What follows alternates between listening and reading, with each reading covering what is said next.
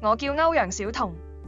我嘅職業係喺 AI 時代下新興嘅社會服務職業——遊戲體驗架構師。喺未來2040年，隨住人工智慧、大規模資料分析同沉浸式互動技術嘅普及，社會面對嘅挑戰唔再只係老化同孤獨，而係點樣喺高科技同高壓世界中維持真實情感連結。傳統嘅社會服務模式往往依賴面對面互動，但喺呢個 AI 同數位科技密不可分嘅時代入面，我哋需要重新思考陪伴、互動同支持嘅方式。作為一名遊戲體驗架構師，我嘅工作唔單止係設計一般遊戲，而係將遊戲為本學習原理、心理支持策略同沉浸式技術結合起身，用遊戲化嘅方式促進人與人之間嘅溝通同理解。透過 AR、VR、AI 情緒解釋同合作任務設計，我哋令參與者喺安全、友善嘅環境中互動、表達同合作。喺影片入面，你會睇到一個沉浸式遊戲場景。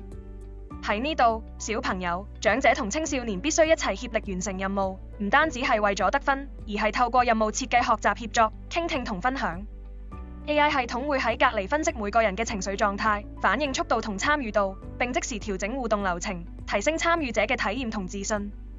呢份工作需要嘅唔止係技術，更加需要人文關懷同設計思維，理解遊戲原理、社會服務技巧，仲要知道 AI 點樣解讀人類嘅情緒。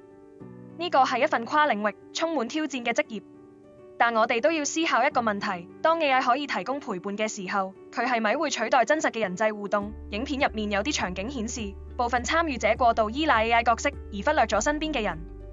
提醒我哋科技可以輔助，但冇辦法完全取代人與人之間嘅溫度同關懷。所以，作為遊戲體驗架構師，我哋嘅目標唔係等 AI 代替人，而係用 AI 設計出有意義、溫暖而且能夠促進交流嘅體驗。科技係工具，但連結人心先係重點。